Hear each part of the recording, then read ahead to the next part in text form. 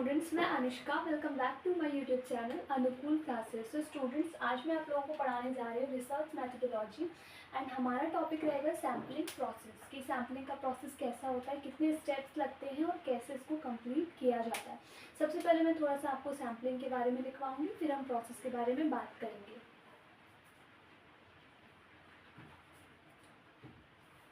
सबसे पहले हेडिंग डालें सैम्पलिंग मीनिंग। एक शॉर्ट नोट लिखवाऊंगी सैम्पलिंग के बारे में, उसके बाद इसके प्रोसेस के बारे में बात करेंगे। Sampling is a statistical method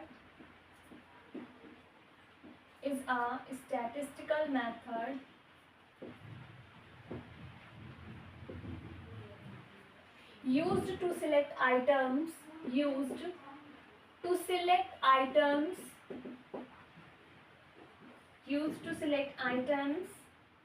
from a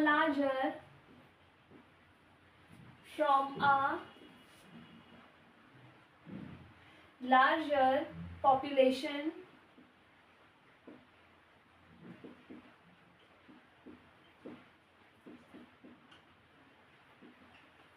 to estimate characteristics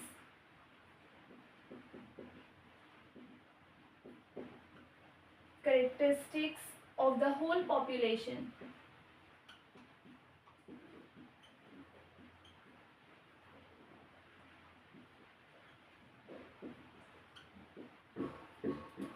तो स्टूडेंट्स, मैंने ऑलरेडी आपको बता रखा है सैम्पलिंग का मतलब होता है हम टोटल पॉपुलेशन में से कुछ आइटम्स को सिलेक्ट कर लेते हैं, उनको हम सैम्पल बोलते हैं, वो रिप्रेजेंट करते हैं होल पॉपुलेशन को। तो हमें इन्वेस्टिगेशन टोटल पॉपुलेशन पर ना कर इन सैम्पल्स पर करनी होती है। इसी प्रोसेस को कहते हैं सैम्पलिंग। ये एक बहुत लंबा प्रोसेस होता है, उसके कई सारे स्टेप्स होते हैं, उनके बारे में हम आज बात करेंगे, लेकिन इससे पहले आप इसको नोट कर लीजिए।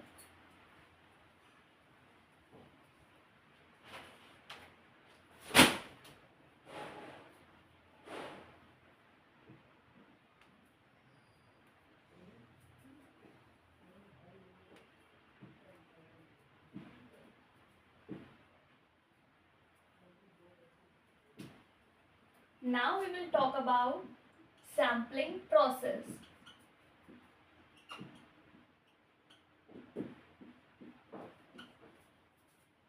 It is a very long process. It contains 7 steps. ये बहुत लंबा प्रोसेस है, 7 स्टेप्स में कंप्लीट होता है। Each step has its own importance. Her step की अपनी इम्पोर्टेंस है। Any step can't be skip. इसमें से कोई भी जो स्टेप है हमारा वो स्किप नहीं किया जा सकता, मतलब छोड़ा नहीं जा सकता। It's short description is as follows. इसका डिस्क्रिप्शन आगे लिखेंगे, नोट कीजिए।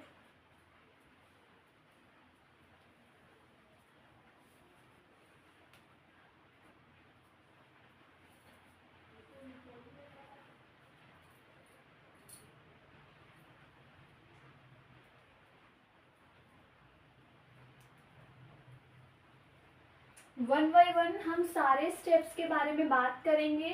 तो इसका जो फर्स्ट स्टेप है that is define the population. Define the population.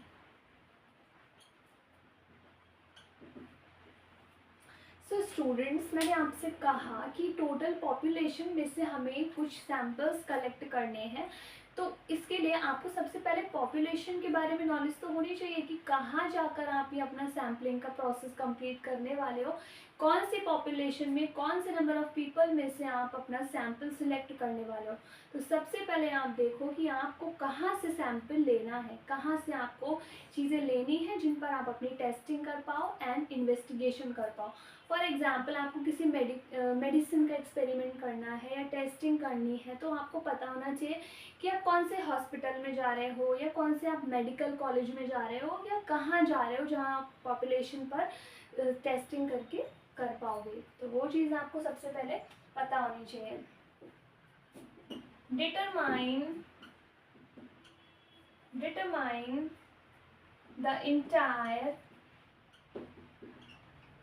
the entire group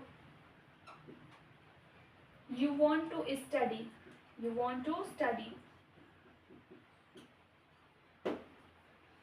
तो सबसे पहले आपको पता होना चाहिए कि किस ग्रुप की आप स्टडी करने जा रहे हो, कहाँ से आप अपना सैंपल लेने जा रहे हो। इसको नोट कीजिए।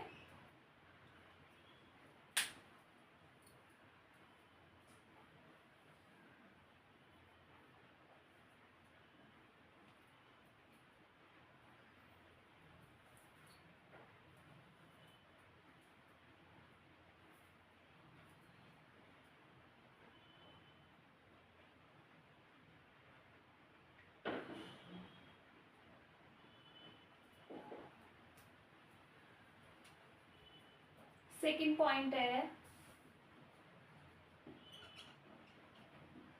Determine the sample frame. इसमें नोट करेंगे, create a list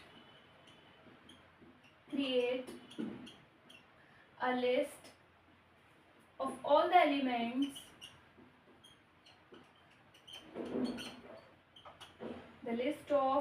elements in the population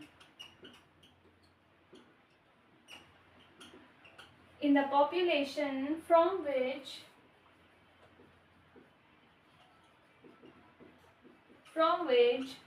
the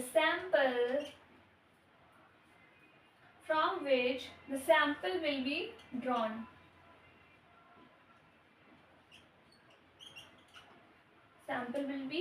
note कीजिए।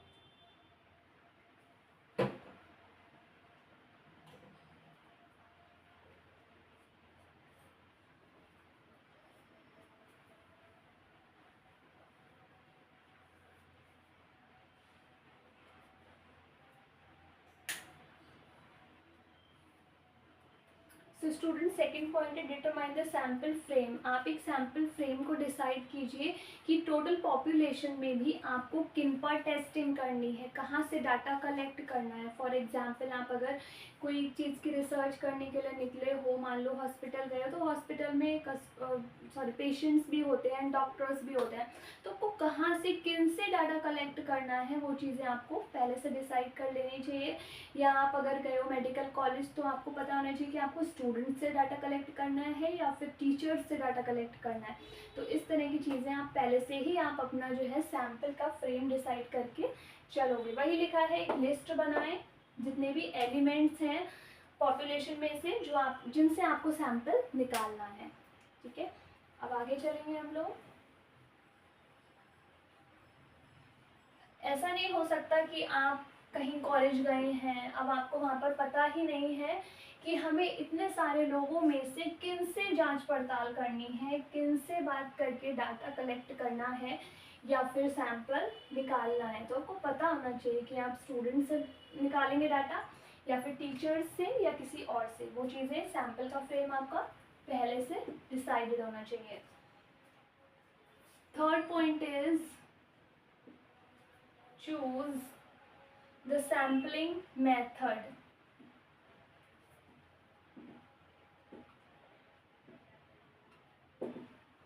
स्टूडेंट्स, सैम्पलिंग के भी कई सारे मेथड्स होते हैं। इसकी नेक्स्ट क्लास में मैं आपको सैम्पलिंग के मेथड्स के बारे में बताऊंगी। तो आपको कौन सा मेथड इस पर अप्लाई करना है सैम्पलिंग प्रोसेस में, वो चीज़ भी आपको पता होनी चाहिए। तो ये थर्ड स्टेप है कि आप अपना सिलेक्ट कर लें कि आपको कौन सा सैम्पल का मेथड यूज़ करना है during the sampling process.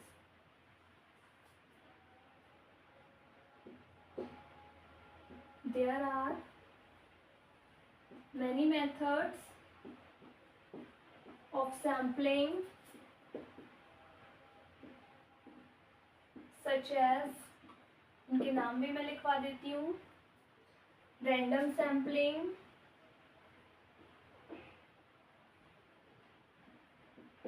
Random sampling, stratified sampling, stratified sampling, systematic sampling,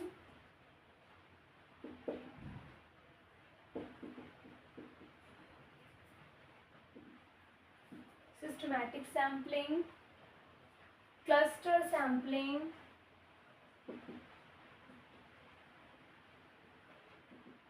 cluster sampling। तो कई सारे मेथड्स हैं, रैंडम सैम्पलिंग, स्ट्रेटिफाइड, इन सब के बारे में नेक्स्ट क्लास में बताऊंगी कि इनका मीनिंग क्या होता है। तो ये तो आपको पहले डिसाइड कर लेना चाहिए। So the researcher must decide which method he is going to use। Okay, note कीजिए।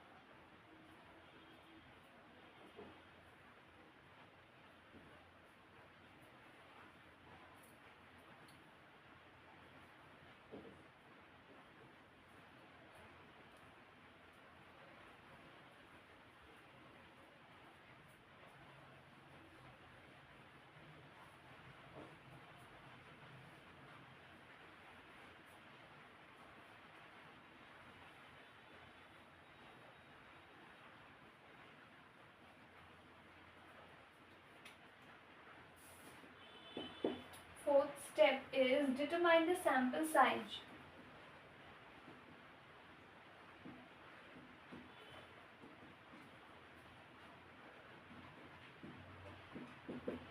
सैम्पल साइज का मतलब है आपको टोटल पॉपुलेशन में से कितने नंबर ऑफ आइटम्स निकालने हैं जिन पर आप इन्वेस्टिगेशन करेंगे और जिन पर आप टेस्टिंग करेंगे।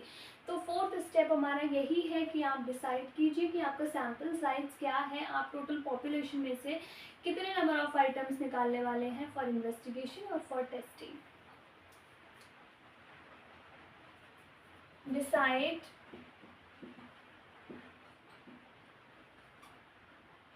how many individuals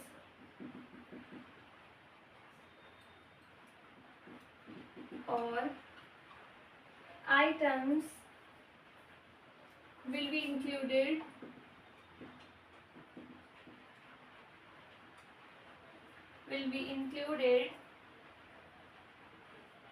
in the sample। अगर लोगों के ऊपर टेस्टिंग करनी है तो कितने इंडिविजुअल्स, अगर आइटम्स पे करनी है तो कितने नंबर ऑफ आइटम्स आप सैंपल के तौर पर निकालना चाह रहे हैं। This can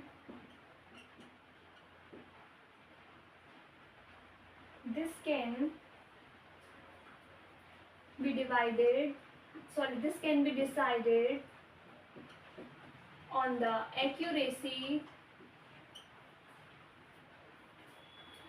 and confidence।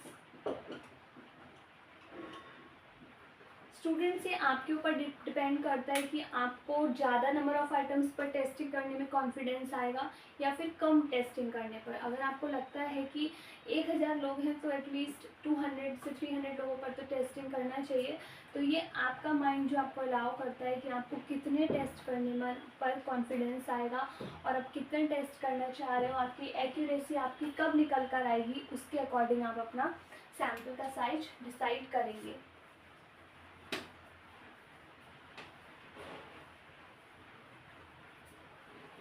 Note कीजिए।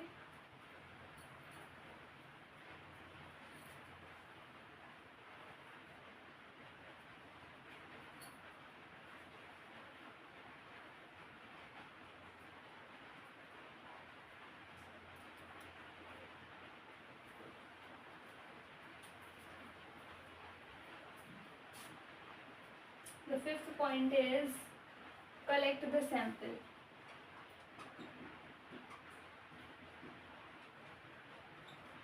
अब जब आपने सारी चीज़ें डिसाइड करनी है कि किस तरह के लोगों से हमें सैंपल निकालने हैं, मतलब सैंपल फ्रेम आपने डिसाइड कर लिया, कितने नंबर ऑफ़ आइटम्स का आपको टेस्टिंग करनी है, मतलब सैंपल का साइज डिसाइड कर लिया, तो आप वहाँ जाकर सैंपल ले लेंगे, कलेक्ट कर लेंगे।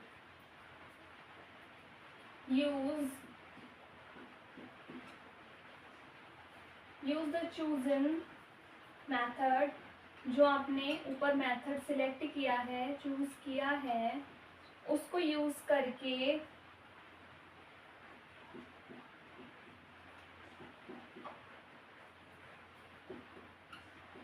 आप सैंपल सिलेक्ट करेंगे, कलेक्ट करेंगे। Select sample from the population.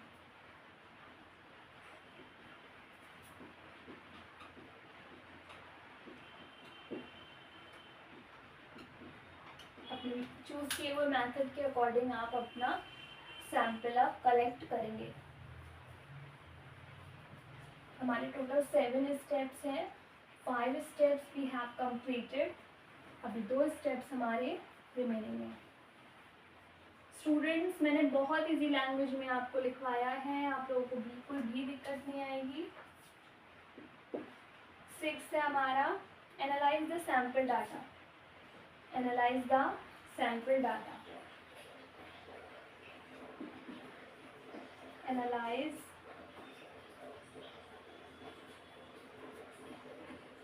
The sample data.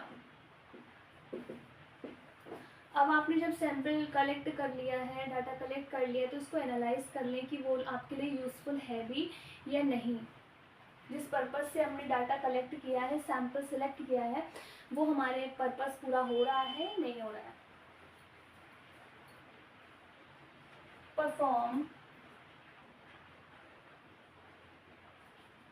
Perform statistical analysis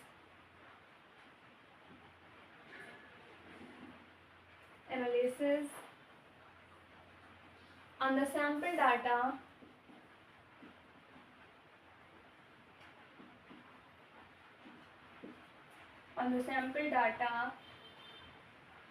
to make conclusions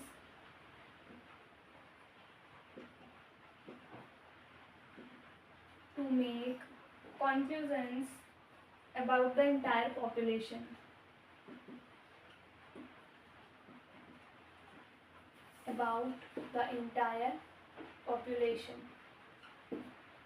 data को एनालाइज करने के भी स्टैटिस्टिकल मेथड्स होते हैं, तो हम उनको अप्लाई करेंगे और देखेंगे, कंक्लूजन निकालेंगे कि हमने जो डाटा पूरे पॉपुलेशन में से सिलेक्ट किया है वो ठीक है भी या नहीं, वो यूज़फुल है भी या नहीं। Now only one step is remaining.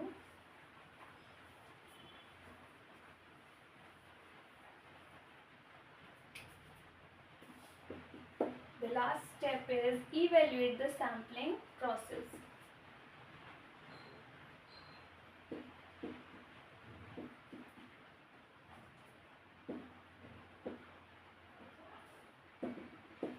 आपने पूरा सैम्पलिंग का प्रोसेस कर लिया, आपके 6 स्टेप्स कंप्लीट हो गए, सिलेक्ट कर लिया आपने सैम्पल, एनालाइज भी कर लिया। अब आप देखें कि जो आपने सैम्पलिंग का प्रोसेस किया है वो अच्छे से कंप्लीट हुआ भी है या नहीं। ऐसा तो नहीं कि कोई स्टेप आपका रह गया हो। तो ये चीज़ें आप अब चेक करेंगे। assess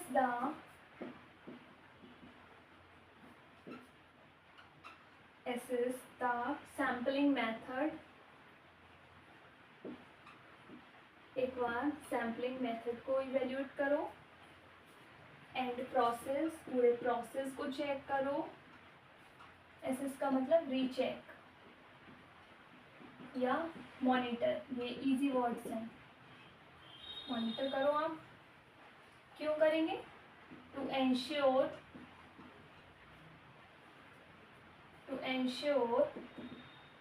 it was effective. ये जो प्रोसेस किया है वो इफेक्टिव है। And to identify any potential का मतलब एक्सपेक्टेड, कि हो सकता है कि ऐसा हो, एक्सपेक्टेड एरर्स। हाँ, आप एक बार चेक कर लो, ऐसा तो नहीं है कि कुछ एरर हो सकती है, तो ये सारी चीज़ें आप चेक करेंगे। नोट कीजिए।